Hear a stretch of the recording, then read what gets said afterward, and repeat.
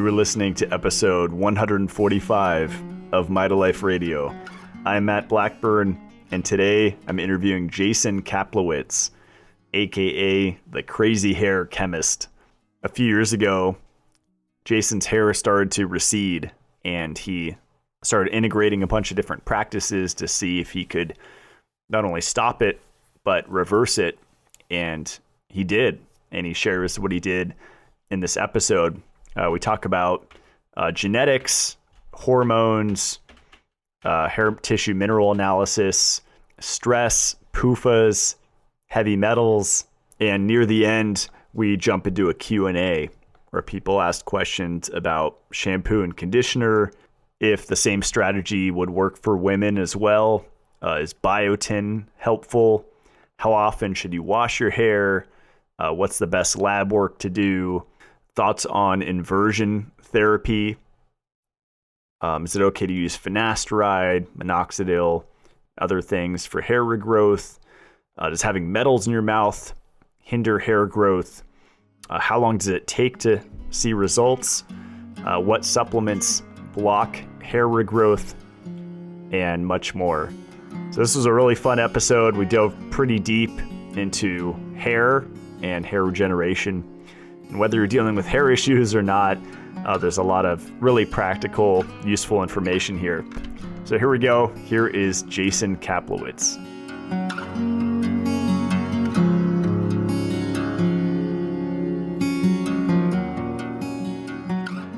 All right, we're here with Jason Kaplowitz. Welcome to the show. Hey, thanks, Matt. I'm happy to be here. Yeah, this is going to be a fun one. You're known as the Crazy Hair Chemist, and I've been looking to have a episode on not just hair regrowth, but hair health in general. It seems like a lot of people are having issues there. And I started to talk about it in the context of lipofuscin. And there's certain people in the health field, just say Dr. Jack Cruz, that has a huge receding hairline, and there's tons of lipofuscin age spots. And I started to, ever since I noticed that, and that big influencer, I started to study people at airports and elderly people and just notice that pattern. Like, wow, these age spots go with the receding hairline. So it's been fun for me to look into, and I'm sure I'll learn a lot from you in the show about it. That's totally right. I mean, this is such a metabolic and foundational issue. And I mean, I have to acknowledge, like, your work in the space too. I've seen testimonials on your site of people saying, "Hey, Matt, I was on CLF and I grew my hair back." I mean, that is totally right on. And, we'll talk about why. But I actually, a year and a half ago, I got introduced to you with sugar. And I see this crazy guy pouring sugar into milk. I'm like, this guy's insane. And I was like, oh my God, he's onto something. And it just connected a lot of dots with that. That's awesome. Yeah, that's usually the gateway drug right there. Totally. Gateway macronutrient. Oh man, was it ever? Yeah. So did you do the whole keto fasting thing for a while, like me, or? I didn't make that mistake, but what happened was that dot was so strongly enforced because I was a D1 swimmer and I suffered from terrible allergies growing up. And I was working with a naturopath, and I did a couple of things that were right. I mean, he got me on homeopathics. I felt incredible relief in my nose for the, first time. But there was some minor mistakes with the mineral balance. And he's a really good doctor, but he just, he was probably misinformed. He had me taking calcium with magnesium.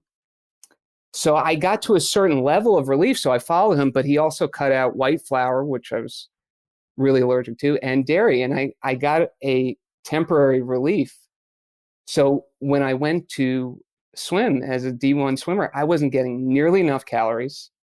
This is actually a pretty funny story. I went down, it was at the end of the season, I went down for a training trip in Florida, and I visited my grandmother.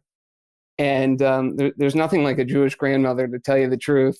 She looked at me and she says, Jason, you look yellow. And I was basically in ketosis without even trying. I just wasn't getting enough calories.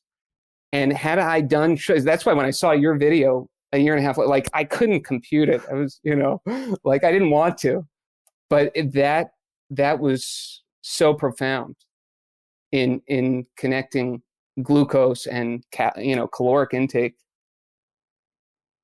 Wow. So she said you literally looked yellow? Yeah, she said she says you look yellow. I mean, she didn't mince words. She was a great lady, but I did. I was yellow. I swam slower that year in my sprints. My long distance got a little bit better, but I kind of followed along in this naturopathic world because I was getting some results. But then years later, as I was establishing my practice as a certified herbalist, at the same time, I also found you and saw the sugar component. It was like, that was a whole rabbit hole. I mean, that was just like, that was insane. Yeah, and I try to emphasize, like, it's not just about slamming the white sugar, although in context that could really save lives in my opinion and experience, but it could be fruit or honey or maple syrup or potatoes, right? I think it would have saved my swimming career, but I'd rather be a gold medalist in the health field than a gold medalist in swimming. That's a shorter career. So D1, does that stand for Division One? Mm-hmm. I'm not too familiar. Yeah, Okay. Division I swimming. I went to Binghamton University. I was never going to be Olympic bound, but that really cut things short. Was not getting the proper macros and having, kind of getting part of the story. And I've heard you use this expression too, but I always tell my clients, with cases, it's not like cooking. It's not like using, adding a little bit of this and sweetener and lemon juice. I'll fix the ass. It's like baking. If you add an extra, tablespoon of baking powder, you're going to blow up your cake. And I was getting stuck, but I was always really inclined towards a natural health lifestyle. My dad's a chiropractor, so he was my first health hero and my biggest health hero. So I always had that foundation. That's cool. So what got you into studying herbalism? So after school, I was a consultant for general surgeons on wound closure and hernia operations. And I had to consult with them on which products to best use for their patients. But really what that was dependent on was their ability to heal. So looking at factors of comorbidity, obesity, diabetes, heart disease, all the biggies, I had to determine how to best advise the surgeons. And eventually I was putting it off for a long time, but eventually, about a year and a half ago, I said, I want to go into practice for myself and made it back to my roots, and herbalism was a great foray into that. I primarily use more of an eclectic blend of homeopathics, quite honestly. I'm not a pure herbalist, but that is my background. Interesting. So like I grew up with my mom giving me homeopathic medicine, and I think there were like little, I don't know if this is standard, the little lactose lozenges. Pellets. Yeah. Little pellets, yeah. Yeah. Did it work? I don't think so, but maybe placebo wise, I don't know. I never felt too much. I mean, I more felt when, I'd rub aloe vera on my eczema or my acne or sunburn, or, we do other stuff like that, or, the honey and lemon I grew up taking. Yeah, that probably saved me. That totally works. With homeopathy, what I found, and I had such a sensitive canvas to work with because I suffered terrible allergies growing up, and I have a lot of theories as to why. I had great musculoskeletal health with my dad, but allergies were really a big problem. But the thing with homeopathy is, if you don't hit it exactly right, with the right frequency, because it's all frequency, really, it's not going to do anything. And with allergies, putting like there, for instance, green onion, which is Allium cepa, you feel your nose open immediately. You've hit it. So my parents were actually introduced to it when I was 3 years old. I had Coxsackie, and they brought me to this brilliant guy. He had more degrees than a thermometer, MD. They don't even make these kind of people anymore. MD, homeopath, and within like 24 hours, the Coxsackie went away. So that's how they got introduced. And, it was always part of my constitution, was this natural philosophy. That's awesome. So with hair, what got you into that? Did you start to notice? Yeah. So I wanted to start my practice in herbalism. I wanted to start helping people one-on-one in coaching.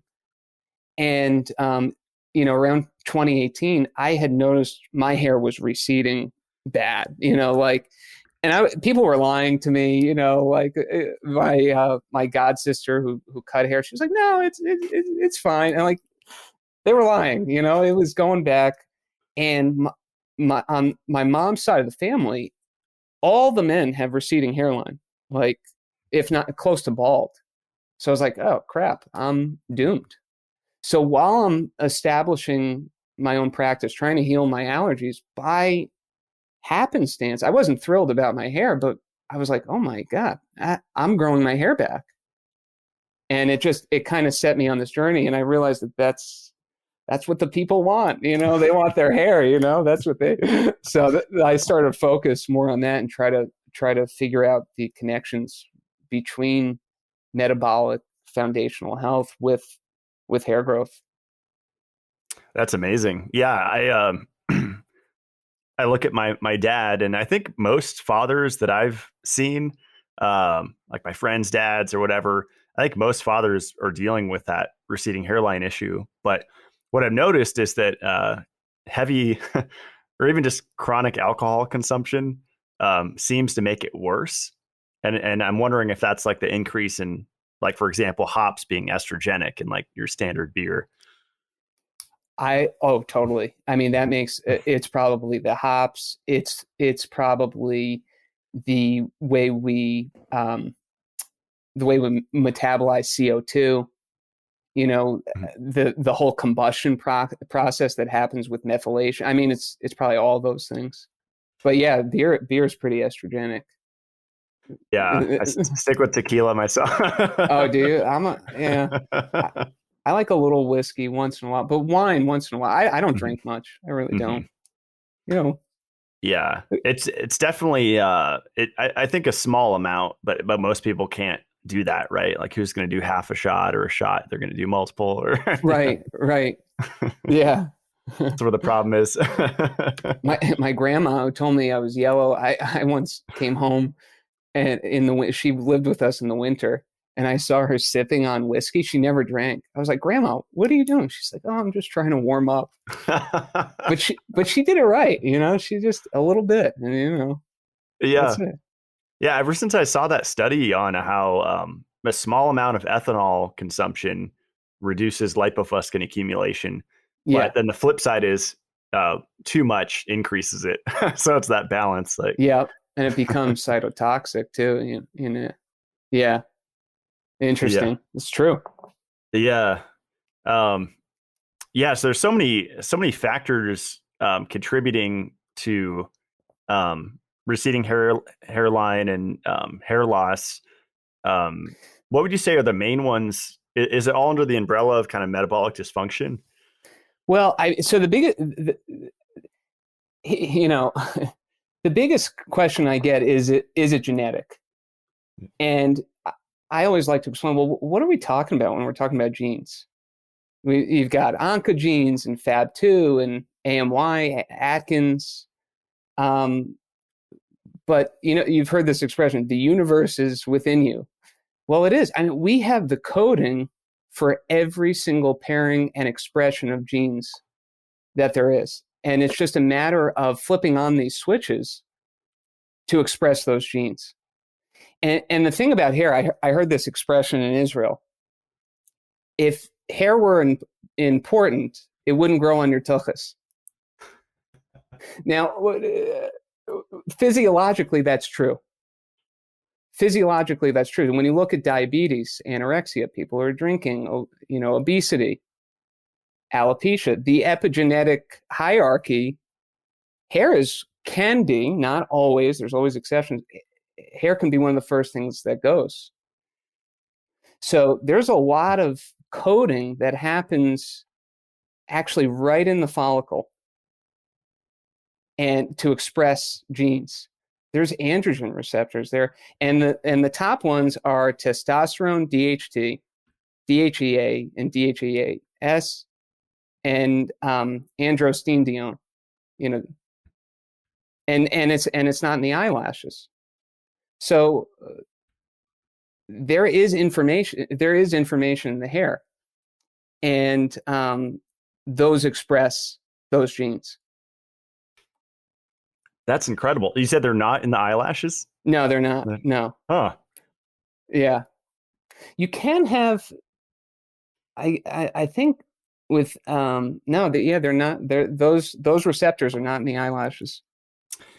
Interesting. Yeah. Cause we really get down to a hormonal, there's multiple, I guess, factors involved. I'm sure excess hydrogen peroxide and different things, iron overload, but when testosterone and all of those hormones the balance is thrown off, and maybe they're not being produced, or maybe they can't get to the receptor.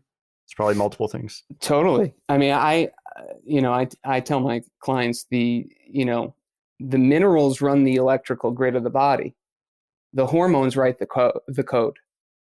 Those write the software. So I have an ad running on Facebook where my alter ego says it. And he says it a little differently, but he says, if minerals run the grid, the hormones write the code. That's pretty cool. That's a good way to put it. Yeah, and that is what happens.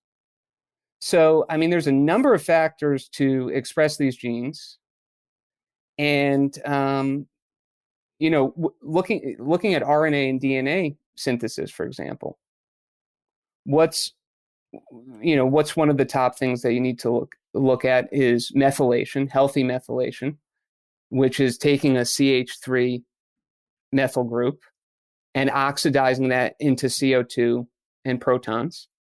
So that's your combustion, and the firing of that gets down to the ceruloplasmin, and that's copper dependent.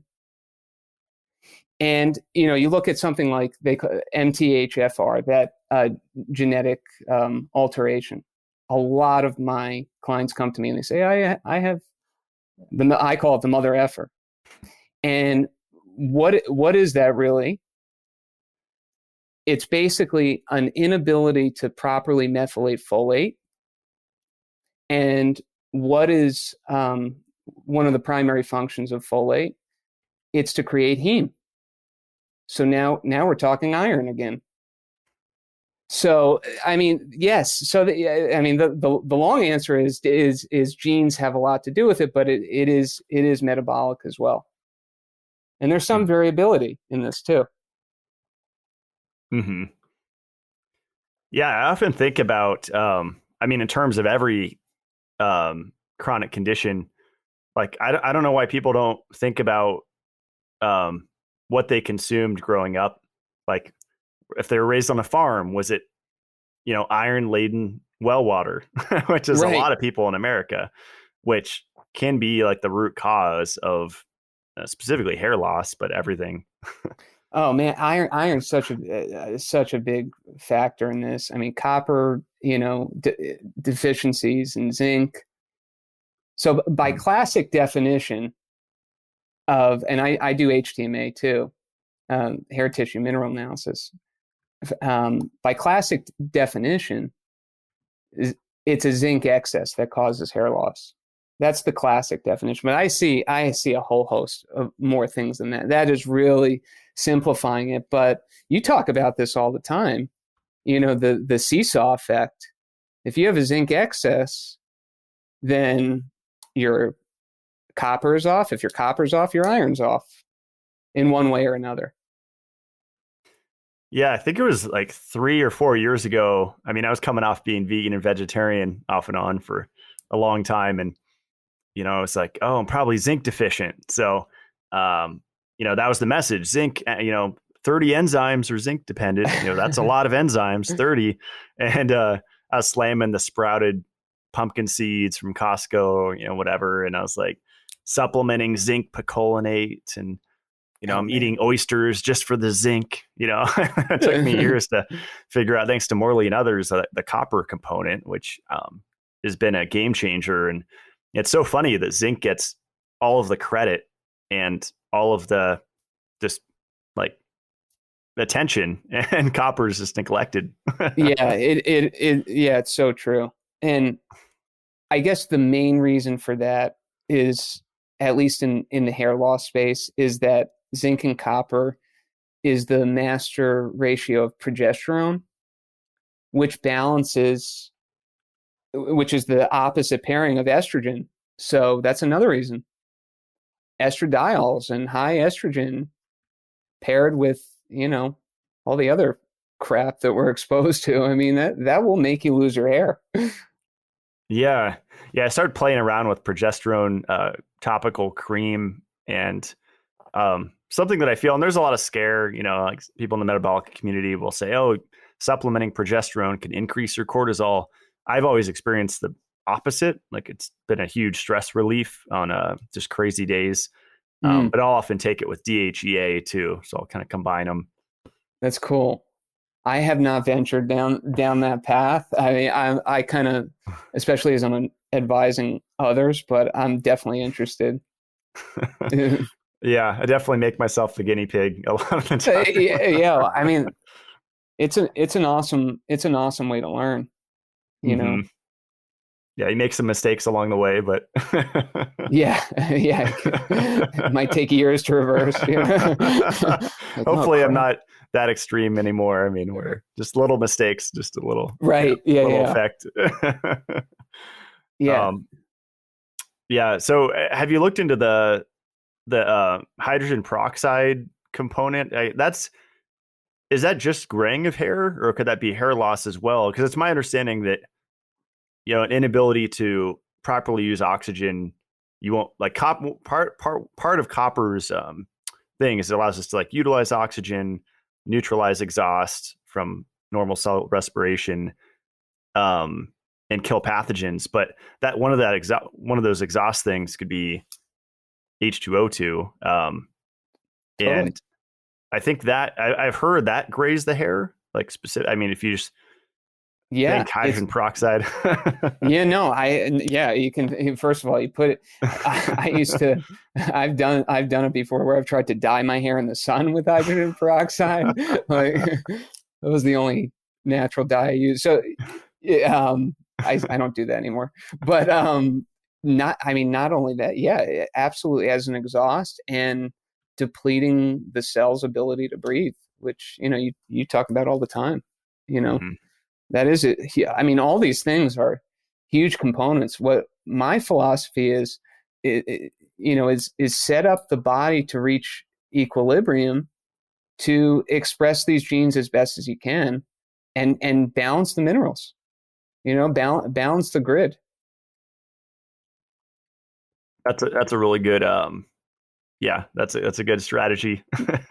Yeah.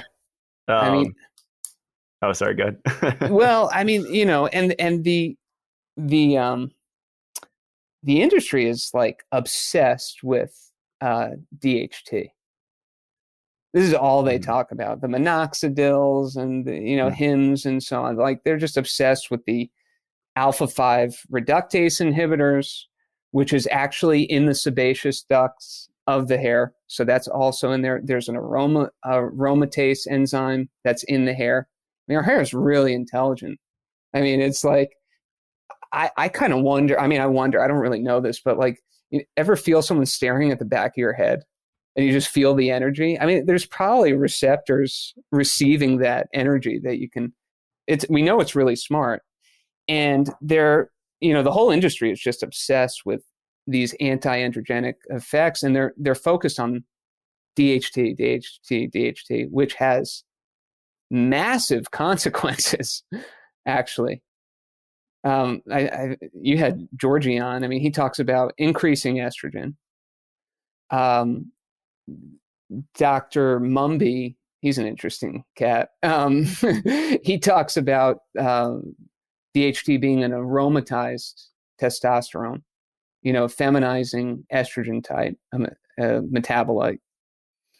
And there was a study back in 1983 with T.T. Hung and Gibbons. And what they found is that using DHT decreases estrogen-induced RNA transcription. So even though RNA is catalyzing this reaction, estrogen has a place in our body in natural quantities. And it's like, do you want to reduce RNA transcription? Do you want to modernize your RNA? I mean, I don't, so, I mean, it comes down to a philosophy. And these things, there's sexual dysfunction with DHT, infertility, ejaculatory dysfunction, gynecomastia, breasts on men, and crazy stuff. And, I just recently got an ad because I talk about hair a lot. I got a hair from Hims. If you're worried about the sexual side effects from hair loss pills, so they're clearly acknowledging that this is a problem addressing with just DHT. That is really oversimplifying what's going on under the hood. Wow. Yeah, I found a study earlier how nitric oxide works with DHT. Cool. In the hair follicle. And I guess it's not well, I guess it was a 2003 study. So maybe since then there's even more on it. But yeah, I guess DHT increases nitric oxide, which is, again, like the estrogen, like you just said, that's a good point. Estrogen isn't evil. It's in context and it's in a certain amount, same as nitric oxide. But I think the problem is where people are like supplementing estrogen or they're supplementing nitric oxide, which is a biohacking thing now to take like NO tablets or something. Wow. Yeah. Probably not a good idea, especially in EMFs. No. You know what I got into recently? It's another form of red light therapy. Have you ever heard of the one that goes in your nose by V-Light? Yeah, I have that one. Yep. Oh, do you? Oh, cool. It works really well, I find. Yeah, it's really nice. That's in like my first aid kit if I'm ever underslept or traveling or just tired or on drives. It's like a great thing to use on drives because it's so easy. Right. Yeah, I did it before this podcast and I walked around the block and I was like hiding from people. They were looking at you. But if you're in your car with mask and gloves, I can wear this and be Yeah, the research that they've done, I met part of their team at, I think it was the Bulletproof Conference like 4 or 5 years ago. And they make like an alpha or a gamma, I think even headset. I think I have their gamma one. And that's more for like neurodegeneration. I don't think it's for hair because it's more infrared and it's kind of like spot treatment where I did see some helmets that I think were several. The one helmet I found, the red light helmet, it was like almost $3,000. Whoa! You like put on this thing, and it's like beams your whole cranium in red light. And I know a lot of people are looking into that now, either men or women, right, for hair regrowth and stuff. It works. I mean, it works. Yeah. So I think you're on to something with the nitric oxide. Mm-hmm. Pairing with the DHT, it red light therapy totally works. Yeah, because I think what it's doing is it's inhibiting nitric oxide from damaging or from inhibiting oxygen utilization. I think is my understanding. Mm-hmm. Yeah, and of course exciting the important the copper, the ceruloplasmin, and you're not going to go wrong doing that. Yeah. Yeah. And I think someone asked this in the Q&A questions, but is it too late once someone's bald? Like I've heard, I don't know if it's a myth that like once the hair follicle's done and Yeah, there's no hair there, then it's over and there's nothing. So that's like a hair transplant or something. That, yeah. So I people ask me that all the time. And basically, in the early phase of hair growth, which is the androgen phase, then you have exogen and telogen. And the reason I say that is because all these people come to me and they say, I have telogen effluvium, which is really a fancy $1 million word for stress. That's another huge factor for hair loss. I mean, it's true. And they usually get ping ponged around in the medical system. They're just like, lower your stress, go work out, whatever. So the androgen phase is supposedly 7 years, 2 to 7 years. So I guess that would be the window. Speaking candidly, the people who do the best with me are late 20s, 30s, early 40s. I tell someone if they're bald, don't do it for the hair, man. Just do it for all the other side benefits of getting healthier. Because I don't know. I don't have a lot of older clients. That's really the sweet spot. And so, is it in that range of 7 years? I don't know. mm-hmm. Interesting. Yeah, I'm sure. I mean, just like teeth, I'm really fascinated with dental because I've had more than I can count fruitarian friends, losing teeth and needing dental implants, in their 20s or something. And I was going down that path, eating, 30 bananas a day, literally, and 20 oranges a day, and 40 pounds of dates a week or something. I was there, and the sugar was the best part, but then no K2, which you need for your dental health, especially pH of your saliva, regulate that. It's K2 dependent. But wow. Yeah, I'm sure the reason why I bring that up is I'm sure definitely in our lifetime, there's going to be like peptide. I've been looking at like Russian peptide bioregulators, and the research on those are fascinating. And I'm sure there's certain stuff you can inject maybe in your dental or in your hair, your scalp, to encourage growth that we didn't think was possible. Yeah, that's really interesting. And I say this too. A lot of people come to me. They want to do PRP, the platelet regeneration. Hair transplants, and that's the thing too. People who are completely bald for decades do a hair transplant. Obviously, something is happening if it works. It's never guaranteed. There's varying results. I don't know what the percentage is, but it's not incredibly as high as people would think. And obviously, the receptor is getting flipped to be able to continue to grow hair. It might peter out and not have the hair that you had when you were in your 20s if you're in your 60s or 70s, but it is working. So I'm kind of an optimist, just being in the health space. I think it's never too late, but it is harder. Yeah. That's interesting with the peptides idea. That's very cool. Yeah. I think there's a time for procedures. Got us a tongue tie lady on talking about the procedure. Oh, yeah. I want to listen. I'm going to listen to that. I got to catch up. My Mitolife. So you mentioned there's an aromatase enzyme in the hair follicle. Did you go down like the PUFA rabbit hole or the Totally. highly unsaturated fatty acids? And it's is because those activate the aromatase enzyme, right? Mm-hmm. Yeah, I mean, that's a great point. I mean, so estrogen mixed with lipofuscin and iron overload. And this is why I've seen testimonials on your sites like, yeah, CLF protocol totally could work on this. That's going to make you lose your hair. I get a lot of people come to me that say, one woman came to me and she said that she worked with Morley. And I was like, I don't know if I'm going to be able to tell you anything that Morley didn't, like, honestly. But she had at some point taken iron pills. I was like, well, there you go. The cake exploded. And, I said that's not you know, that's not going to work. But yeah, it is totally related to lipofuscin, iron overload, this connection, and estrogen increasing. This will absolutely make you lose your hair.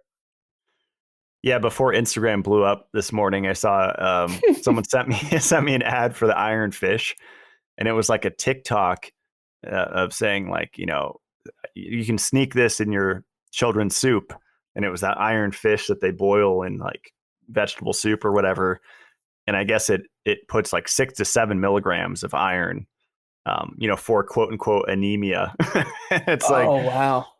that's it's so harsh. The kids are getting hit. I mean, just from the start, and we know that accumulates, and we're looking in the wrong spot, right? We're looking at ferritin, not in the tissue, and Yeah, they're looking we at only need blood. 1 milligram per day. And Yeah, I mean, one woman who came to me, they usually have problems with osteoarthritis and osteopenia, and they'll get a test, and they're all testing the blood, and the calcium will be really low in the blood, and on a hair test, it'll be through the roof. And the same thing with the iron story. Mhm. Like they're just being really mismanaged. And you and I, we're like a last resort for a lot of people. Like, you've tried a ton of stuff. I've tried a ton of stuff, and we're putting the pieces together, and the doctors basically just kind of brush them off and say, yeah, it's stress or do that. They don't really have a good answer because their blood is showing something that's not cellular. Right. Yeah, and they're just looking at like serum magnesium, not like red blood cell or all these things. And um, with the HTMA that you do, I know there's like a heavy metal component, and it's my understanding that the hair is like a natural heavy metal detox. Like it'll pull metals out of our So body. yeah, oh yeah, that is a major factor. That everyone has heavy metal damage too. Mercury, arsenic, those are the big ones. A lot of people have uranium, especially from what I'm noticing is California. And people, I know you talk about this, people use green powders and stuff. So I actually don't know all the implications of that, but it's not good. So But there are, you see what is high it? uranium in a lot of your clients. Yep, high uranium. They almost always have mercury too, mercury and aluminum, and that will make you lose your hair also. And remember, going back to is it genetic? That screws up DNA. I mean, that totally messes up, chelation there and of heavy metals and strips you. Yeah, years ago I found the liquid silica product. It was like orgono living silica from bamboo, and the guy that invented it was pretty smart. It's one of those products that is kind of unique. And I remember learning that silica and aluminum have this relationship where like Mm-hmm. aluminum will displace silica and silica will displace aluminum. And I started taking it and got my family and friends on it just off and on. And like, nails and hair just grew like crazy. Like instead of getting a haircut like if I'm consistent with it, I need a haircut every like 2 months instead of like 3 or maybe even half. Wow. It grows so much faster with I got to silicone. incorporate this. What is this called? Yeah, it's been because I used to be in the superfood world, and there's so much BS. Most of the products there are BS. It's like, oh, take your spirulina and chlorella, which I was into for years. But yeah, this is a specific form of silica. Um, monomethyl silanetriol. Cool. And it's a liquid form. And yeah, so I think That that's like understanding the seesaw, right, of like nutrients and metals. And like usually if someone's metal toxic or mercury toxic, they're going to be, maybe selenium deficient or something. yeah. Um, and I do use, silica homeopathically. Um, in that process. So I mean that makes a lot of sense. But it's like the I was always intrigued by the doctors of the East. I thought they were just prescient and just like just knew what was going on with what they do. They looked at your hair, your skin, your nails, and they would open your tongue, open wide, and they could tell you a whole profile of how your health is. So, hair is just one component of that. I mean, to your point, nails and hair have a very similar health profile. Yeah, absolutely. Did you ever get into like Hoshu Wu? I remember hearing that story years ago, and that was like supposedly the hair cure, is named after the guy that, grew his hair back and it was jet black and he had like, yeah, I don't know. I haven't tried it. I had someone who had tried it, but again, she was mixing so many different ideas and concepts and supplements. It's just like I didn't know what was what with her. So I don't know. I don't know if it worked or not. Well, it didn't work in combination, but maybe on its own. I think this is the case for most people taking herbs, right? They're like taking their zinc and omegas and iron and multi minerals, and then taking like goji or Sazandra on the side. Like it's not going to work as well. Right. Yeah. Yeah. You talk about that a lot too. Like you take one thing like ascorbic acid and it's going to completely mess up any of the other copper, rich nutrients that you're going to take. I mean, it's that, that's a really good point, Mm-hmm. Do you think Shilajit's helpful for hair stuff? Yeah, Shilajit's the truth, man. Shilajit's the truth. You have a great one too. I use yours a lot. Yeah. Awesome. Yeah. Yeah. No, Shilajit is what's up. And people are just going crazy over fulvic and humic acids. And I think I'm with you. I mean, I think they're missing a big part of that. There's the what is it, the dibenzopyrones? Mm-hmm. Those are basically little bacteria borne agents. And remember, mixing amino acids with bacteria, you're going to get B vitamins. That'll synthesize in the body. So you're taking one component of this. We're on a seesaw ride again. That's awesome. Yeah. It's amazing that people are obsessed with extracts. Like there might be a time for that, but I don't think it's like a long-term thing. Yeah, I agree. Maybe short term. And my dad and I, now that we kind of kick things around a lot now because he's been a clinician for 40 years, and we've had a lot of arguments lately, about sugar, ascorbic acid. But he basically says that, and he learned this: get the person out of trouble, and deal with the consequences later. What you and I are trying to do is build a good foundation from, build a strong foundation. But if you're really sick, I think the rules are a little bit different, if you've got BPH, for example, benign prostatic hyperplasia, for your listeners, taking maybe extracts of pumpkin seed might be a good thing, in a short term. I don't, it's probably high in unsaturated fats. I don't know if you'd like that one, but I don't know. Get the person out of trouble is kind of, and deal with the consequences later if they're really sick. So that's something. Yeah. What do you think? I think there's something to that for sure. Yeah. A lot of them I think are dangerous. Like the last few years I've been seeing, and this has been trending in the biohacking community for years, is the vitamin C IV glutathione push. And they do like, let's pump you full of B vitamins, ascorbic acid, and glutathione directly into your veins.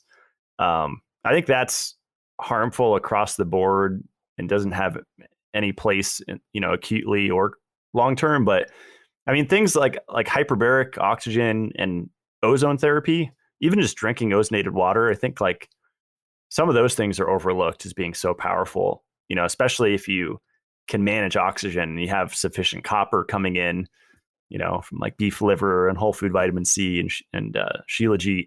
Then you add an ozone therapy or hyperbaric oxygen therapy. It's like, wow, you can see pretty broad acting results from those. Yeah, that's really cool. I've got to delve into that. It means, that's awesome. Some of this is about it, accessibility too. And right. I wish it was accessible for everyone, I think it will be at some point. It has to. After the pendulum swings so hard with just our whole view of health, being shaken at its base. Right. Well, let's jump into some questions, Jason. We have quite a few here, and yeah, sure. Yeah. Sure we'll have some offshoots from them. This was a good one. Well, whatever worked for him work for women as well. So do the same rules apply? The same rules apply. You know what I find though is that women, and remember I did this for myself, so women are a little bit easier to treat or to manage. And I don't, I have theories as to their hormonal balance is more, sensitive and in tune or whatever. It usually is easier, and they're not as prone to becoming bald, really. But ultimately, it's the same process. That makes sense. Yeah, I've seen, I think, hair fall out in women in their 20s, but I imagine it's just excess cortisol, right? Like not eating enough sugar or animal protein or both, and calories. Yeah, I think that's a big part of it. I always tell my clients it's kind of like it's kind of like anorexia. I mean, what is one of the number one symptoms that happens associated? You've seen those, really sad Lifetime movies, and their hair starts falling out, and that is what's happening in a subclinical level for people who are. That was what was happening to me in 2018. It was just going back, and my allergies were really bad with it, or not really. They were better, but I wanted to nip it in the bud, and I did really. That's awesome. This is a funny one. Best shampoo and conditioner. I've seen you talk about this. I'm with you. I have it here. And I thought I was going to get this question. North American Herb and Spice, hands down, is the best shampoo and conditioner. And what I want to emphasize is just let me just read some of the ingredients just for fun. Mm-hmm. Coconut oil, geranium, nutmeg, raspberries, almonds, sea salt, oregano. It's like, are we eating it or are we putting it on our hair? And if it's good for our bodies, it's good for our hair. It's food. Mm-hmm. This is food, and it does work. Mm-hmm. And I find that it helps stop shedding pretty quickly. Oh, that's awesome. Yeah, I think it was like 8 or 9 years ago when I started to get into natural health. I started looking at all, my deodorant, which I don't use anymore, like, topical products or whatever. And it's like, in the shampoos, it's like sodium lauryl and sulfate. I think Loreth, there's like different ones. Yeah. Crazy. And then crazier names. I think sometimes they put like EDTA even in shampoos, and that's ethylene diamine tetracetic acid, which is like a crazy heavy metal chelator. But when there's like metals in your shampoo, it's probably not a good, it's probably just pushing them in. Yeah, that's interesting. I mean, rule of thumb, and I don't know. I have been exposed to a lot of ingredients in topical stuff just from being in the space, but I don't know all of them. And if I can't pronounce it most of the time, probably shouldn't be on your head. Right. This is a good one. Is it possible to regrow hair in parts on the scalp that don't seem to have any follicles left? So like earlier, you mentioned that 2 to 7 year window, the androgen phase. Yeah. Does that mean like if it happened within that 7 year period, then it's possible? That's Yeah, kind of what that means. yeah, it means that it's possible. But I say do it with a natural approach. I mean, Mm-hmm. this is the best way. There's so many, risk factors of the other ways of doing it. You can do medication, PRP, hair transplant, and if it fails, you spent 20, 30 grand and have nothing to show for it. If you get your health in order, you've got a lot more to show for it. Good point. Does biotin ever help? I remember seeing that at the health food store down in California. I think it's B9, I think. Pretty sure. B7, one of those. Yeah, biotin is B7, I'm pretty sure. Yep, right, because B9 is folate. It's yeah, it helps, but so do all the B vitamins. Just eat eggs, right? Yeah. I mean, there's, chaga is good. It has a little bit of biotin in it. It's pretty balanced. It's about balance. I'm actually not sure of how that story has become so pronounced. It's one component, and you need all the B vitamins or your hair will fall out. It's probably marketing. Maybe a biotin, I think it's BioSil or something. Maybe they were just pumping through the ads. Oh yeah, great marketing. We had a question on washing hair. How often is it okay to wash your hair? I guess for both genders, because I know it's kind of trending right now to like not shower every day. I've seen that in like the ancestral community or something, like bathe twice a week or something. I don't know about that. I don't know about that. I guess there are, androgen receptors on your skin that you could be washing off. I don't know. I like to shower every day. I don't know. Maybe in the winter I'll skip a day or two. As far as hair, I say on average every other day, but some people have oily hair, some people have drier hair. I mean, if you can get away with it, extend it a little bit longer. Certainly every day is not necessary. I had a woman, working with me, and she started we were using vitamin E therapy also, to help with lipofuscin, and she had the age spots and iron accumulations and calcium, the whole story. And she started a detox, and she was getting she was like, I have to say, I don't really like my scalp health right now. I'm producing a lot of oils. I was like, okay. And she said, well, I'm typically washing my hair every 3 days. I said, well, you might need to wash every other day now. You might need to increase that. Sorry to give you more to do, but you might have to do that. And then she said, well, to hold me over, I'm using a dry shampoo.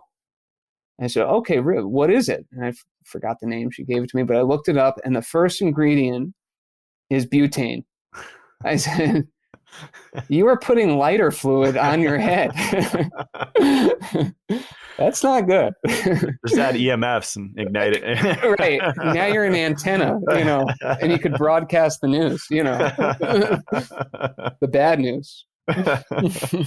That is wild. I didn't know they were putting butane in that stuff. Yeah, wow. Dry. A lot of the dry shampoos, they're using petroleum products. Those, wow. Those block your pores. First of all, the follicle, they squelch the tissues. They stop you from breathing. Wow. Yeah, I remember years ago, before I got into health, my teenage years, I got into Axe body spray, marketed. Smells good. Yeah. That's straight lighter fluid for sure. Oh, wow. Have you used it for it? It's good. Great to start a fire. Light up my burn piles here. Right.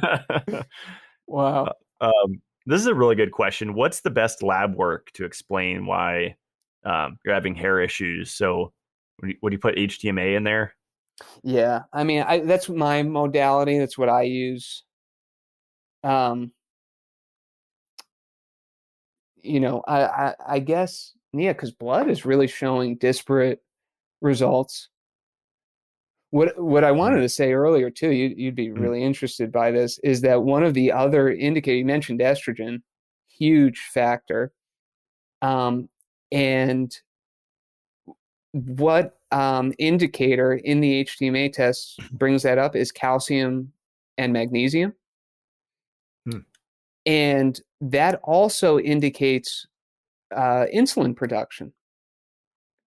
And in the follicle itself, it has IGF-1, insulin-like growth factor 1, in the follicle too. So when I say this is a metabolic issue, I'm not BSing you. This is for real. There is insulin receptors too in the hair. So I can see a lot from an HTMA. I don't know if there's another. Probably hormonal, probably thyroid hormone tests will tell you. I see a ton of thyroid stuff.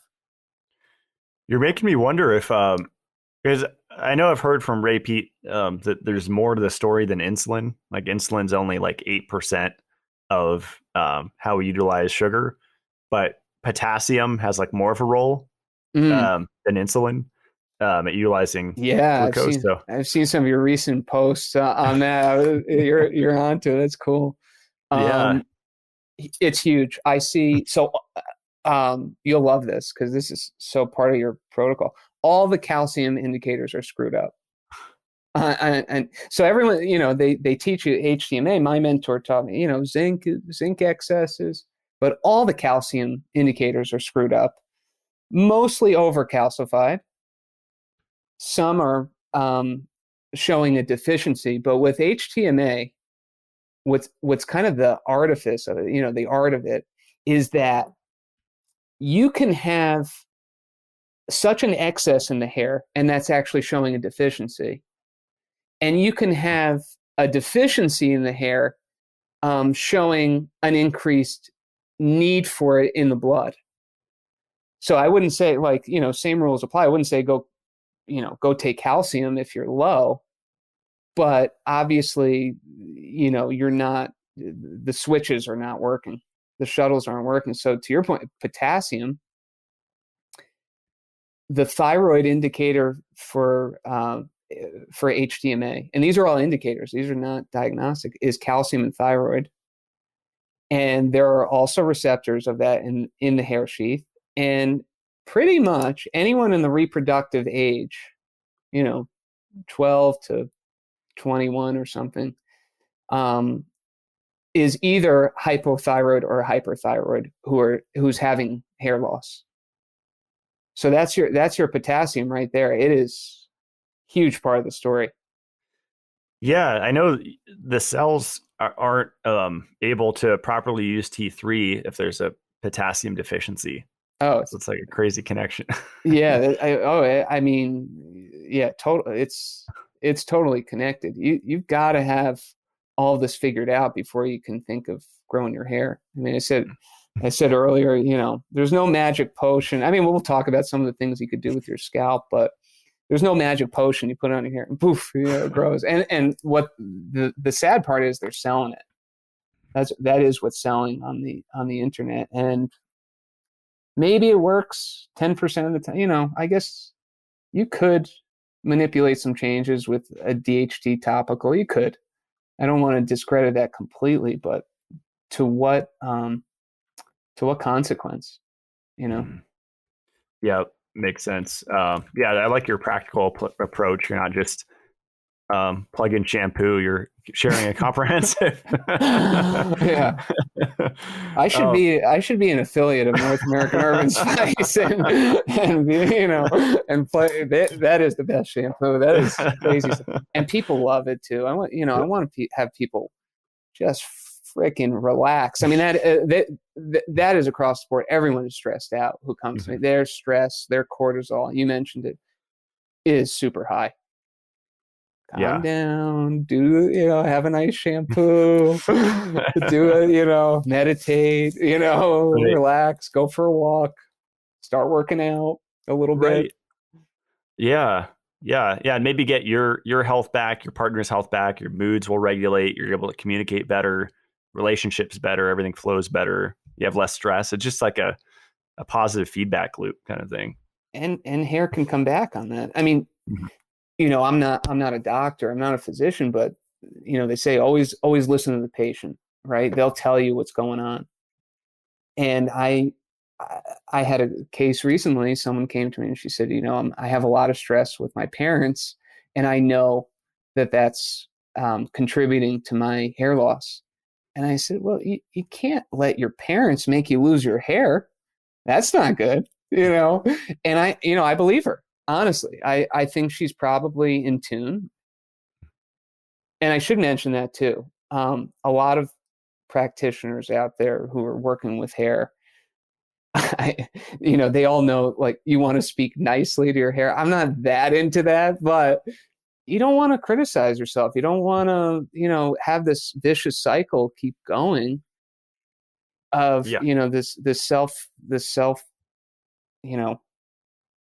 bashing, really.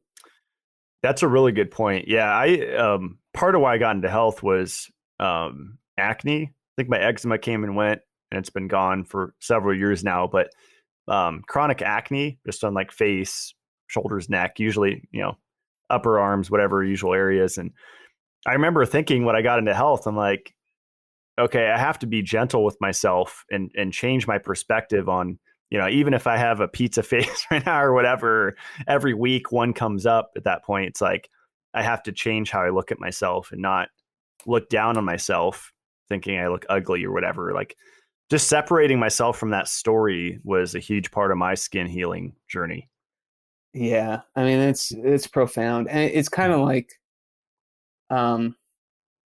anything in life, really. As soon as you let go, it comes to you, And I try to emphasize that. I mean, I get people who are real. I try to have fun with it and be jovial, but people are really desperate when they come to me, and they're often it's a chemistry imbalance. Often it's a projection. Of an anxiety onto their hair. It's usually never really about just their hair, actually. I had a client come to me. He said that the only reason he was in therapy was his hair. And I'm like, yeah, okay. I mean, I was empathetic, and I said, all right, well, let's, it was very soft. Let's balance the chemistry. Let's see what's going on under the hood. Let's figure it out together. He actually suffered from PTSD. He was a vet in Afghanistan. And once we started doing this, he stopped waking up in night sweats and night terrors. And that was just as much of a win as anything else. And we did get his hair to come back too, quite a bit. He's got a long way to go. I mean, that's awesome. Probably because he's sleeping again, right? Yeah. Sleeping through the night. Yeah, sleep. Well, that's another receptor that's in the hair is the or another part of the story is the melanocortin gene. Melanin related to insulin. The whole tyrosine story related to melanin and melanin production being able to sleep. So usually there's a sleep problem too with hair. It's almost always accompanying a hair loss problem. Wow, that's fascinating. I wonder if chaga could help, because that's a natural source of melanin. I use it a lot. I'm a big fan. I use it a lot. That's cool. Someone asked thoughts on inversion for scalp blood flow. I've been messing with like the inversion swing for years, like on springs. It's kind of fun. And feel good after you do it, Yeah. Well, I think, I say, I know you don't work out, like you don't work out much because you're homesteading, really. So you're physical all day long. I mean, that's the ideal. But push-ups or doing some kind of inversion like that is the best facelift on the planet, and it's free. And getting the blood flow to your face, to your hair, I think that is important. I also recommend, and this may come up, but I brush my hair every day.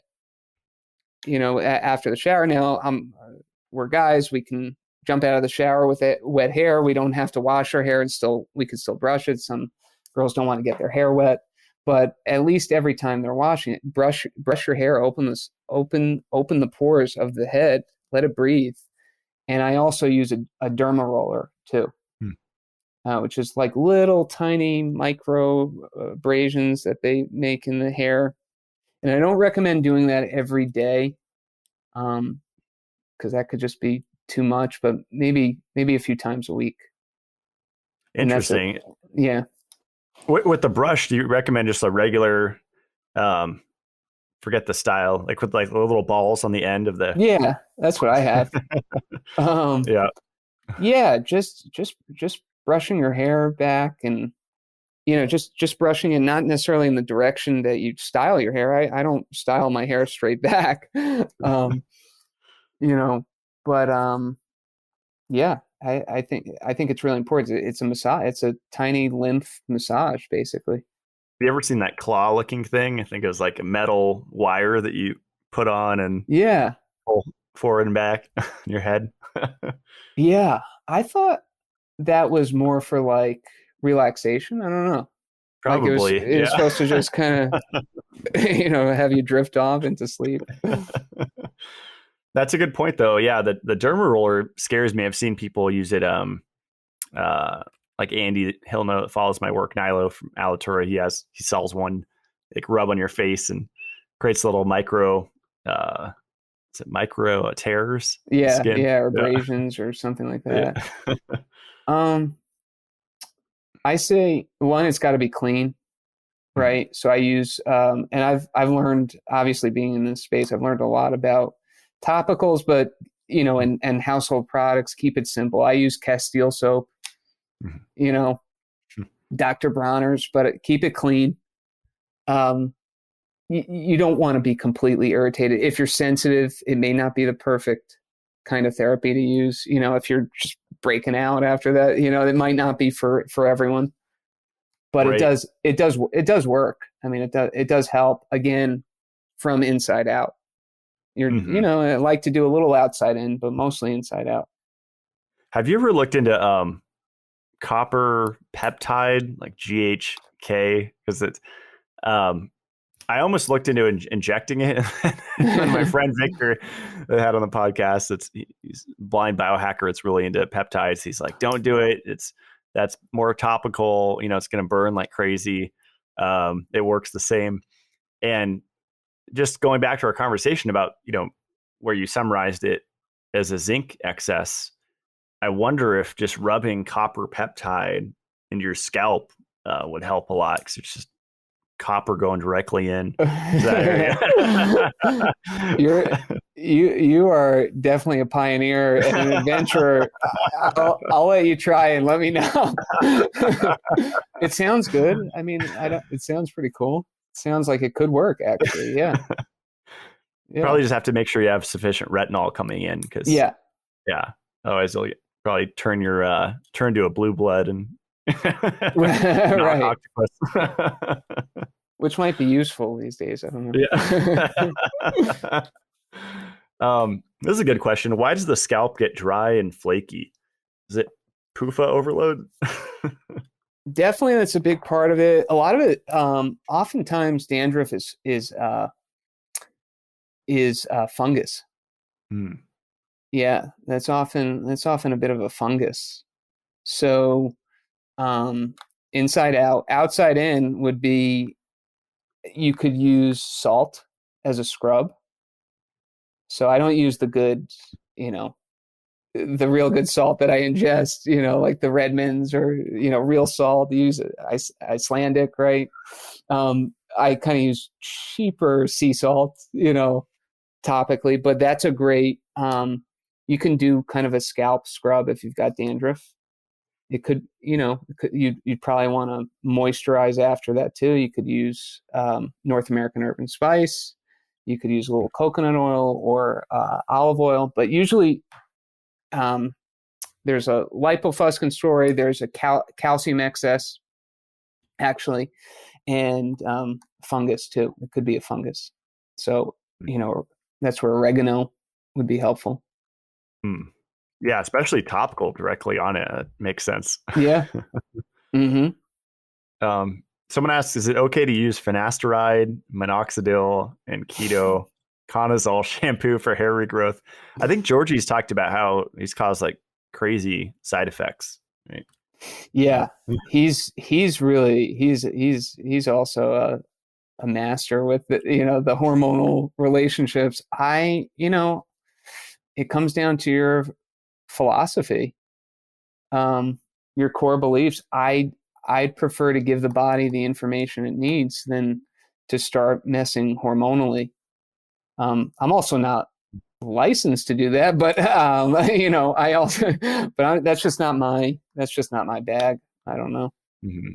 Yeah, it seems safer to use like bioidentical DHEA or progesterone topically than those. Yeah, Just intuitively, it feels like it'd be better.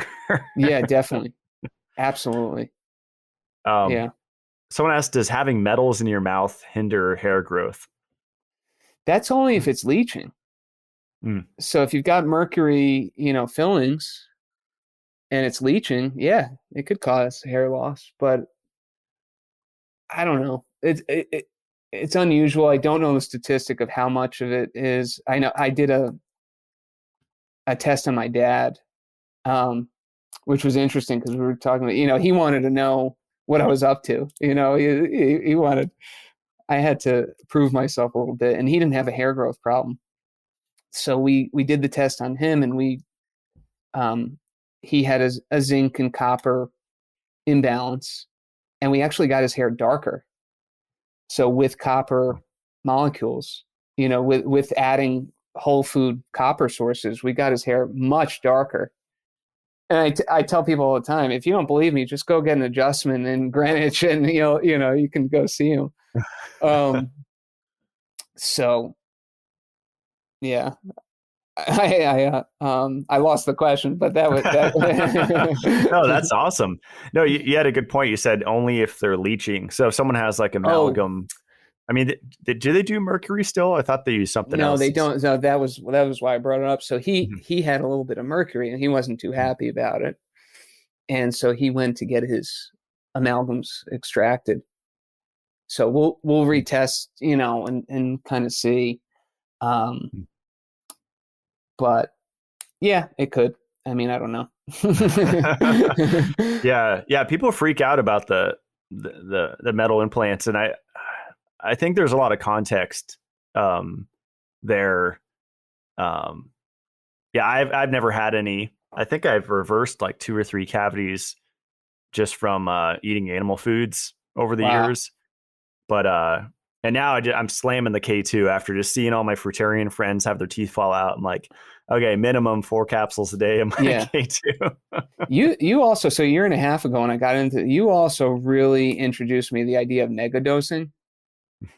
And that was really groundbreaking for me, because it talked about one of the tiny little mistakes that I made as a 15-year-old kid.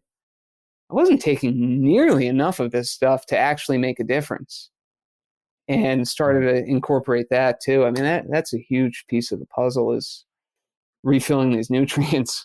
That's awesome. Yeah, and the right ones, right? Yeah, I've been Yeah. the last several days I've been megadosing magnesium, and I'll go through cycles of that, but just taking multiple different forms, trying new ones. Yeah, and it's definitely feel it. If you're in tune, you could feel the difference when you take more of something. Yeah. And you talk about the intuitive part of this. This is a big part of your, we mentioned it earlier, but letting go. I mean, having yourself heal yourself on all levels should be a goal, and hair will come with it. But it is, no one ever comes to me and just has a hair problem. They've got an emotional issue. I mean, it's just, it's life. Yeah, no, I love that you bring that up. Yeah, it's multifactorial for sure, and yeah, I think there's some people that say it's mostly emotional or it's mostly physical. I think it's usually a balance of all of it Mhm. most of the time. But um, someone asked, is hair loss due to blood flow issues? And I think we kind of touched on this, and you mentioned calcification a bunch of times. Um, And that was kind of my light bulb moment over the last several years was, it's not just about oxygen bar and hyperbaric oxygen and ozone, and everyone's just like, drink, oxygen inhalers you can buy where you're just like directly Right. inhaling 100% oxygen. It's like, before going to any of that stuff, maybe we should just work on getting oxygen to the tissue first, Yeah. Yeah. Yeah. Yeah. That's 100% right. I mean, so it is an oxygen issue, but start with the tissues. Let's not worry about your hair. I mean, this is a last resort, or of importance for your nutritional profile. I was just listening to Scott Scher on a podcast this morning, the Methylene Blue hyperbaric guy, and he made a really good point about Methylene Blue that, talking about oxygen being the terminal electron acceptor, Methylene Blue is an alternative to oxygen. So even if you don't have oxygen, your cells can still make energy. I thought that was pretty cool. That's like a huge power of Methylene Blue right there. Wow. Wait, so so even without oxygen, your cells can just use Methylene Blue to make ATP. that's incredible. Because I know it changes the iron, the iron valences. It goes to Fe3 plus. So, I guess it really comes down to combustion, like it's combustion of the cells. I mean, that's a really cool concept. You said Methylene Blue changes the iron? Yeah. I didn't know that. Wow. Yeah. That's Yeah. cool. It was originally used, what do they call it? Methylglobemia or something? Yeah. Methylglobemia. Basically, it's an iron, an iron story of too much Fe2 plus and changing it to Fe3 plus. So ferrous iron, turning it into a more usable form of iron. But it was used for that, and that makes sense of what you're saying, that you don't really need oxygen for it to work. But basically, people were like asphyxiating, and that was one of the first causes of it. It also, cyanide poisoning is another use that it is. But basically, like what you're saying, it's interesting. You're getting oxygen without oxygen, so it is playing with that, with those valences, and it is playing with the combustion of the cells. That's pretty cool. Yeah, and I think it's just another tool in the toolkit, right? Like you talk about, there's not like a cure-all for this problem, but I think if people take the right stuff, can call it stacking or whatever, and cut out the wrong stuff, then can see results. Yeah, totally. But it's a toxicity. And when I was getting into it, I actually reached out to transcriptions, and because I was really confused about how the valences were changing, and they kind of just set me on the path of what it was, what it's used for, or how they discovered it. Yeah, it's pretty cool. Yeah, I'm kind of obsessed with it at this point. But I usually just take 4 milligrams. I don't take, I want to experiment with more 8 or even 16, but wow. Yeah. I'll try it. I'll try it with it. Methylene Blue party. So this is $1 million question. How long can it take to see results? And I guess you could just speak with experience with clients. Like, does it widely vary, or? Yeah, it does. But I say, look, within 2 months, you'll know that this is working. And I would give it a 6 to 12 month journey. So what I do is I work with them intensively for 2 months and give them all the tools, working one-on-one and finessing, using some different modalities, and, a foundational protocol, and, they can use CLF protocol with it too. And, coaching them through it and giving them the tools that they would need. And then, look, you're going to have this skill set for a lifetime. You will know that it's working within 2 months, and give it a year of trying this. That's awesome. We kind of talked about it a little bit, but what supplements will block the nutrients that help hair regrow or allow for hair health? Um, Well, zinc. zinc. I mean, we talked about melatonin a little bit. And some of those receptors in the hair that will change estrogen. That will, screw up the estrogen story. Zinc, kind of the biggies. Iron, that's a great way to lose your hair. And I think ascorbic acid too. I see a lot of I ask, vitamin D. That's another one too. They're all taking vitamin, all the classic mistakes. You talk about this a lot, They're just making the classic mistakes, and their doctors told them to do it. It's like, what? Why do they know this stuff? Yeah, I'm really starting to think it's like 1% of health practitioners are on the same page with us of realizing the connections there. And it's like they're taking things that are canceling out the good stuff. It's pretty wild. Like they're taking vitamin E, but they're taking fish oil too. Right. Yeah, they're just right. And you have such a crazy story with the omega-3s. That's what kind of, when I got turned on to sugar by you, that's what kind of sold it for me. I was like, whoa, this guy walked away from $1 million to, Well, I was doing shots of it. And my business partner at the time, I came to him like, hey, this Adam Bergstrom guy, yellow fat disease, makes so much sense to me. Let's look into it. He's like, no, we're making money. Let's just keep going. I'm like, no, I'm out. And it's like, now my whole message is like the antithesis of the omega-3 industry. Yeah. Don't do that. Yeah. So omegos will probably make you lose your hair too. Mm-hmm. This is a good one we didn't talk about yet. What can you do about unwanted hair growth? Forget the name. I know in women there's hirsutism. Yeah. Mm-hmm. Hirsutism. Yeah. Right? What is it called? Hirsutism, tomato, I don't know. Right. Yeah. You're right. Exactly. They use DHT blockers for that. I haven't really dealt with that too much, but I mean, let's just thinking critically, what's going on? If you're looking if DHT increases estrogen, there's an estrogen imbalance. So we probably need, to improve your progesterone, your zinc and copper ratios, which that's what dictates that. I mean, that's just thinking critically, but I haven't dealt with that personally, but that's what comes to mind. That makes total sense. Yeah.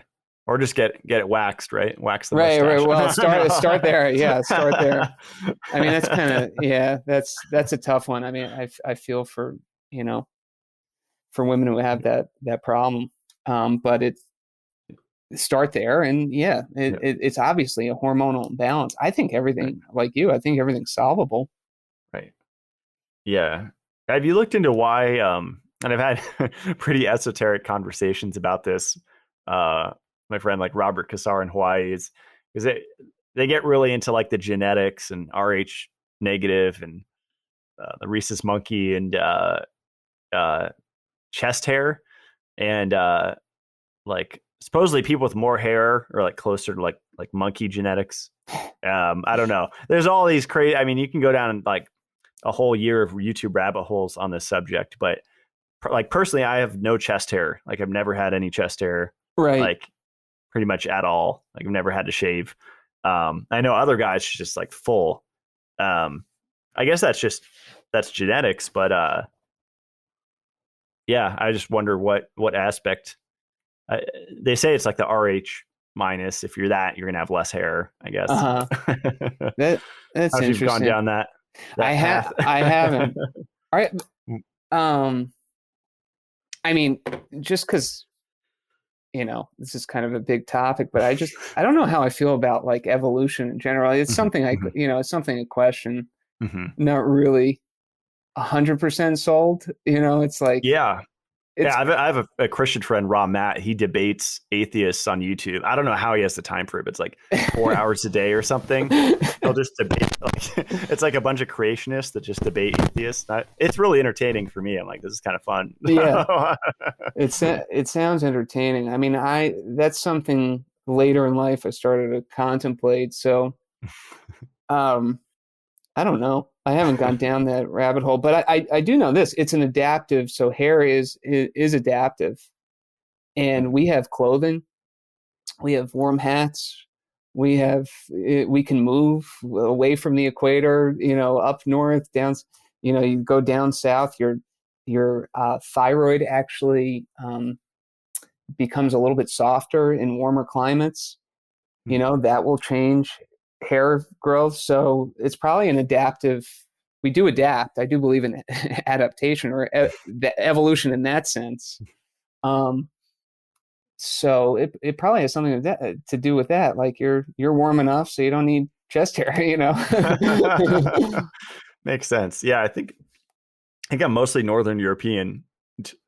Seems like it would be pretty cold, but I don't know. Yeah. It's been siphoned out. I don't know. Someone asked, do shower filters make a difference with hair loss? Yeah, I mean, because of the heavy metals that are in there, and iron, and acids, and yeah. Chloramine. What is it? Chloramine. Oh yeah, totally. Hardcore. Yeah. Mm-hmm. Let me see if there's any other questions here. We had quite a few questions about like beards, like facial hair. So the same things apply to that pretty much. That seems to be a little bit different as far as the intelligence of the intelligence of the hair that I talk about. I don't, in what I've come across, it's not quite the same way. And I haven't been able to really crack that code. I haven't had too much experience with it either. So I'm not sure, but it doesn't seem to have the same sort of pathways. As far as at first blush, I don't know that, if you've never grown a full beard, that you could start derma rolling and grow a full beard. Like I don't know that and deal with your metabolic issues and whatever. But I think it's different pathways. I don't think they're as sensitive. Interesting. Yeah. How many hours a night do you sleep? Or a random question. I like my sleep. As an entrepreneur, I hate to admit it, but I like at least 8-9 hours. I really do. Yeah, I feel like people aren't getting enough, right? It's like 6 hours, 7 maybe. Yeah. Lucky. I guess some people have less of a requirement, but I don't know. I love sleep. I'm with you. Yeah. Yeah, I don't think you should feel guilty if you ever feel like sleeping in. It just probably shouldn't be every day, but right. That probably slows things down. Yeah. Have you ever used magnesium oil on the scalp? Someone asked. I have sometimes when I take a bath in Epsom salts, which I think is a decent way to get magnesium a little bit. I like to put my head in and just kind of soak in it. I have seen people use magnesium if there's if there's a deficiency or kind of an imbalance, which there usually is. I could see that being a pretty good thing. Mm-hmm. Best foods for hair regrowth. That's eat a steak. That's one of the best. Go carnivore? No, don't do that. Unless you want to turn yellow, start burning ketosis and ketones. Yeah. No, steak's awesome. It makes me feel so good when I eat one. Yeah, I'm a big fan. It's always been one of the best foods, and it's one of the most hypoallergenic foods. Hmm. Not too many people. I like almost virtually no one is allergic to steak. I mean, I'm sure Y- there's an outlier somewhere, but pretty much no one's allergic, which is pretty interesting. Yeah, And someone said, have you heard of the allergy to meat? So that's like going around. It's like some tick that makes you allergic to meat. I don't know if it's a conspiracy thing.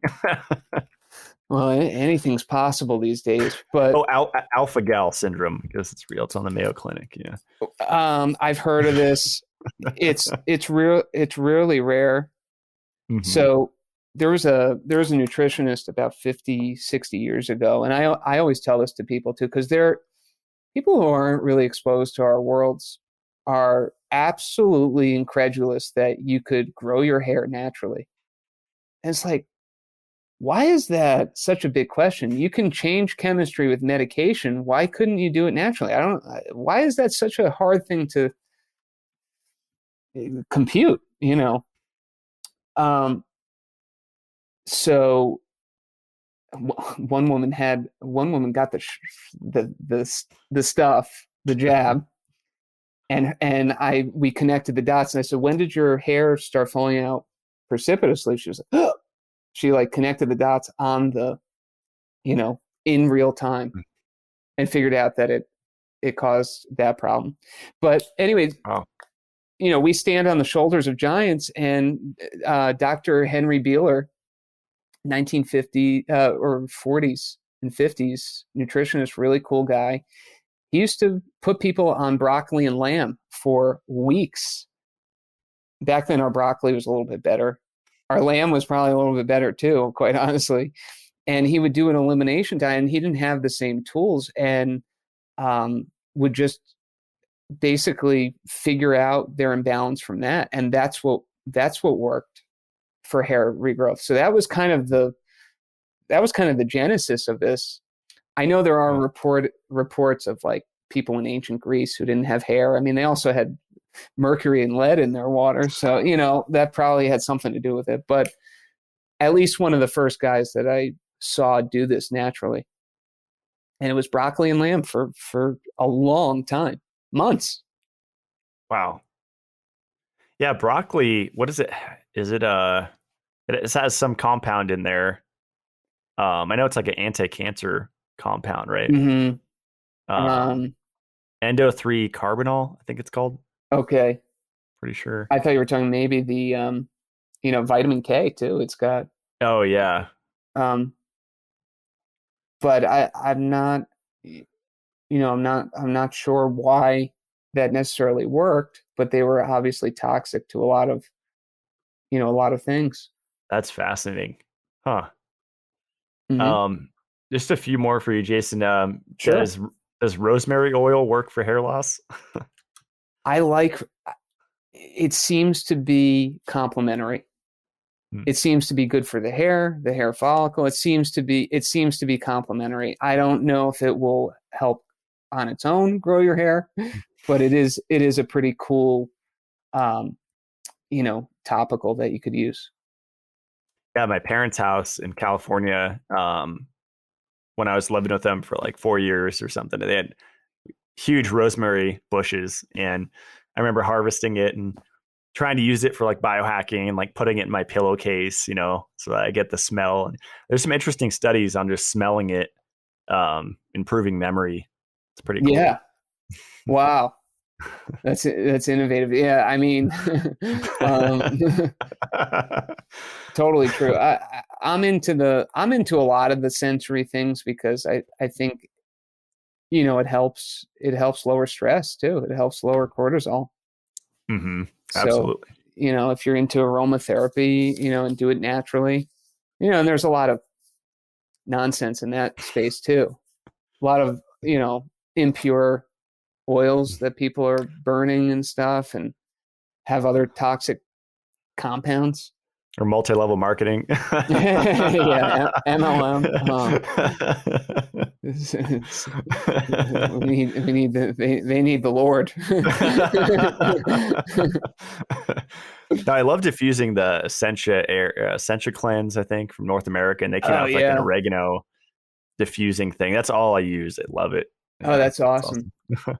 Yeah, it helps with it helps with studying and too, memorizing stuff when you're just associating even any smell Mm-hmm. Yeah. to what you're learning. And then, when it comes to test time, if you take a sniff of whatever you were learning with, it can help jog your memory. But rosemary, that's a good one. Rosemary is a good one.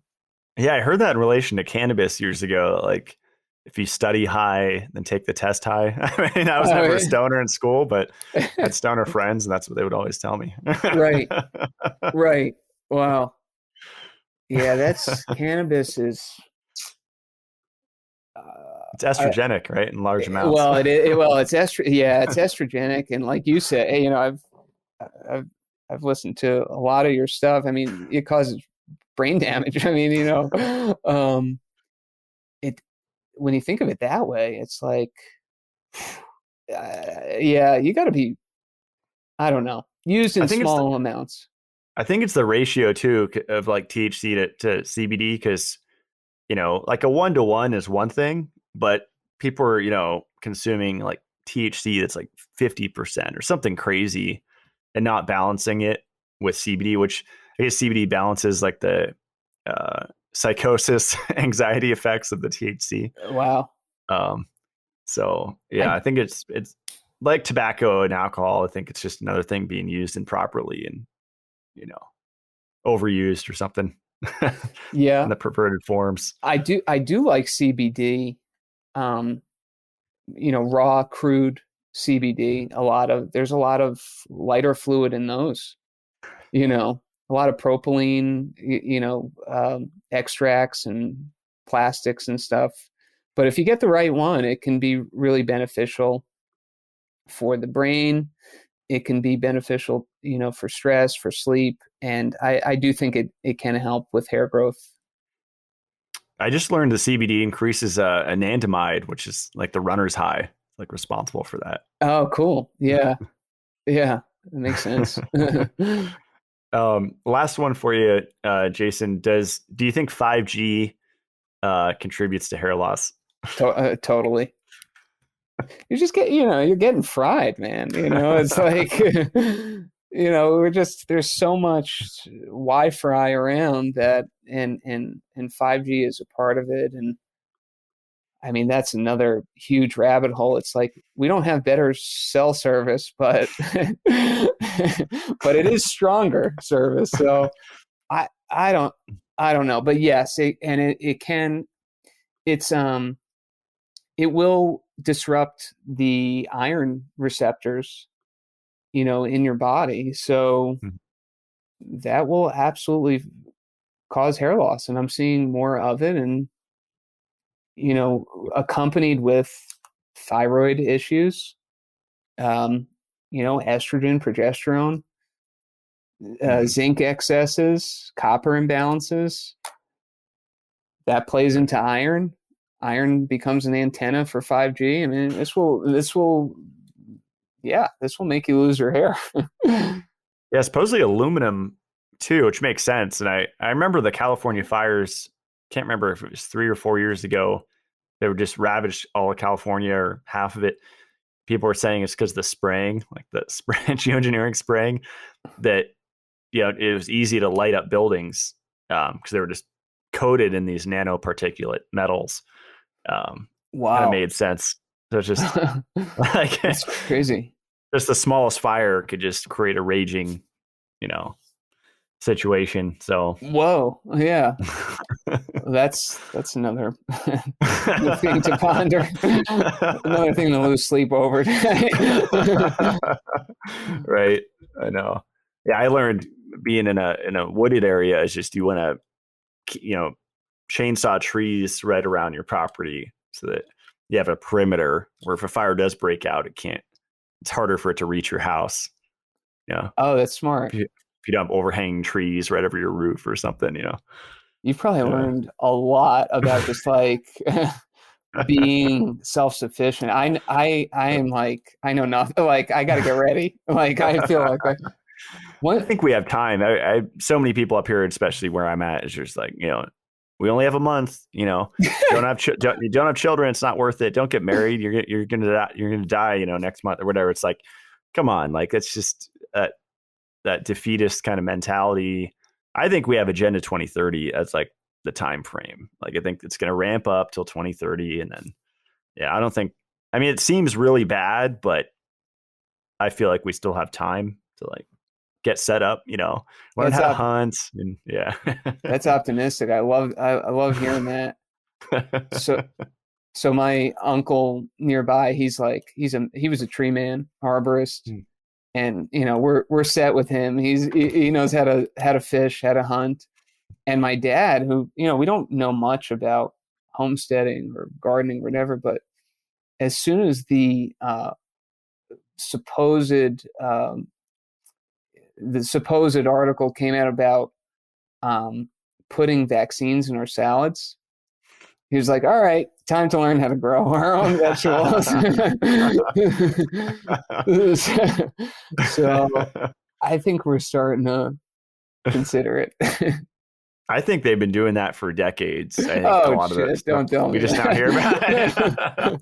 That's why I'm into PEMF. I'm like, let's fry the bastards. I don't know. Little nanobots, in our salad or whatever. Oh man, yeah, it's totally possible. I mean, look at all those E. coli breakouts from salads in the last 10 years. Yeah. Well, Jason, this was a lot of fun. Really impressed with your knowledge, and I learned a lot. I took a lot of notes, and stuff to ponder for sure. And I like that you give hope to people, and it's practical hope. So, if it's in that 2 to 7 years, and it hasn't been 20 years, then possibly it's reversible. Yeah, thank you so much. And you're a huge mentor of mine. So this is awesome to be on the show. Yeah, this was awesome, man. Well, thanks so much. I'll put the links below where you guys could check them out. It's alchemy-method.com. And then what's your name on Instagram, Jason? The Crazy Hair Chemist. Crazy Hair Chemist. Awesome. And you do consults and HTMA and yeah, do the whole thing. Yeah, that's amazing. Right on. Well, thanks so much, and stick around as I close out the show. Thanks, Jason. Thank you.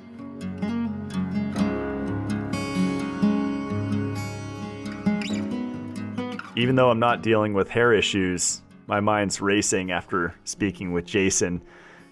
There's so many stacks that people can use. I think it's just a matter of prioritizing the right things, which I think Jason's great at sharing with his clients. I love his saying that if minerals run the electrical grid, hormones write the code. I think that's a cool little mantra to use as a foundational idea, because as we talked about, most people have severe mineral imbalance. And that shows up in the hair tissue mineral analysis test that he provides, HTMA test, which can be useful. And I found it fascinating that he said zinc excess causes hair loss. That makes total sense because zinc and copper are on a seesaw together. And most people in the alternative health community, the mainstream anyway, are focused heavily on zinc, and they really demonize copper and make it a villain, when in fact you need both. But if you had to pick one, copper is actually more important, because zinc doesn't allow us to slice and dice up oxygen and use it. Only copper does that. And if someone doesn't understand basic physiology, then they would think that zinc's more important. But without oxygen, we can't function. And without copper, we can't use the oxygen. So copper is way more foundational, and it makes sense that if you have so much zinc, like you said, zinc excess and not enough copper, you can't make energy in the cell. If you can't make energy in the hair follicle, then there's your problem. And I like that he said stress is a huge factor for hair loss. And I think that's the underlying factor for most people with a debilitating chronic illness, is elevated cortisol chronically.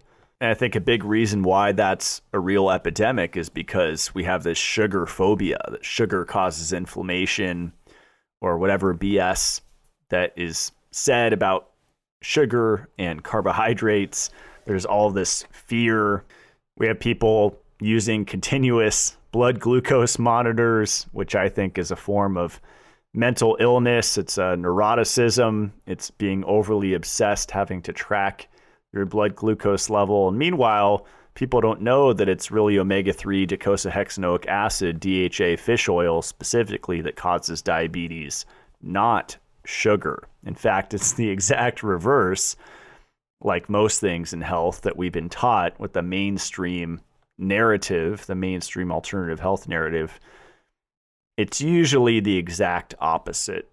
So instead of saying most people are anemic and copper toxic, you flip that exactly on its head. And the reality is that most people are iron toxic and copper deficient. And there's only so many little tweet sound bites you can do because there's always a bigger picture to look at. Like you can't talk about the thyroid gland without talking about the liver and the adrenals. Or you can't talk about regulating blood sugar without potassium and copper, instead of just hyper focusing on insulin, which is not the whole picture for properly metabolizing sugar for fuel. So hopefully you took notes. Definitely check out Jason's website. I'll put the link below. It's alchemy-method.com. And he's also on Instagram, the crazy hair chemist. With the hair loss and hair regrowth topic, I don't think it's overly complicated. And I like that Jason shares that perspective with me. You just get a few things in place, take out some supplements that are probably harming your health, like fish oil and vitamin D and zinc and ascorbic acid, and you could quickly see results. And I've seen that a lot with people that follow my work.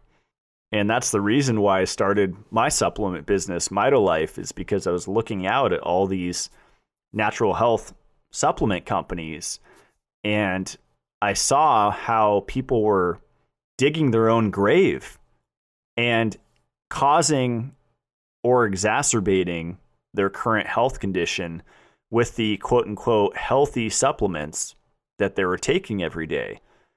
And it's a fact that PUFA, polyunsaturated fatty acids, and vitamin E are on a seesaw, and iron and copper are on a seesaw. And normally there's more axes than just two, but to simplify it, that's the case. And if you're taking fish oil and vitamin E, they're canceling out. And if you're taking ascorbic acid or zinc or both, you're depleting your copper and decreasing your body's ability to utilize oxygen.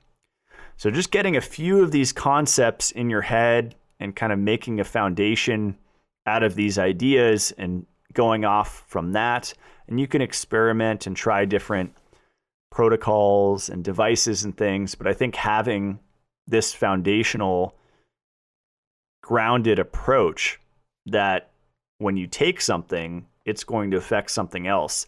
I still don't know why that's not common knowledge right now in the alternative health world. It really blows my mind that people don't consider the supplements they're taking.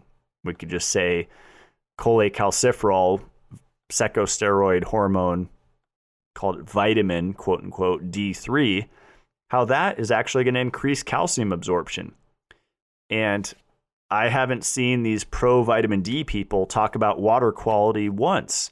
And if you're drinking Gerolsteiner or Perrier or San Pellegrino or any of these hard waters that most people are drinking in the alternative health community, you combine that with D3, and that's a recipe for hypercalcification. So talking about vitamin D3 without talking about water, it's really only not even half the story. It's a fraction of the story. So if you want to check out my website, it's matt-blackburn.com. I have all my recommended products up there. My favorite Icelandic sea salt, just switching over your salt from red or gray salt or pink salt over to clean white salt can do wonders for your health, because the color in your salt actually indicates impurities, specifically metals.